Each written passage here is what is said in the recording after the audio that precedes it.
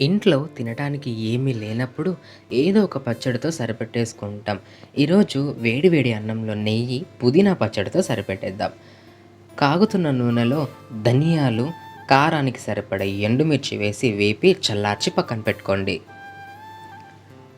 ఇప్పుడు అదే బాండీలో నేను 2 కట్టల పుదీనా తరుగును తీసుకున్నాను. అది కూడా బాగా వేపుకోండి. పచ్చి వాసనంతా పోయి ఇలా మెత్తబడాలి. ఇప్పుడు మిక్సీ జార్‌లో ముందుగా మనం చల్లార్చుకున్న ధనియాలు, ఎండుమిర్చి వేసి కొద్దిగా నానబెట్టుకున్న చింతపండును కూడా వేసుకోండి. కొద్దిగంత జీలకర్ర, తీపికి సరిపడా బెల్లం, రుచికి సరిపడా ఉప్పు, నీరు పోసి మెత్తగా రుబ్బుకోండి. ఇప్పుడు పుదీనాను వేపుకున్నాం కదా! అది కూడా వేసి మెత్తగా రుబ్బుకోండి.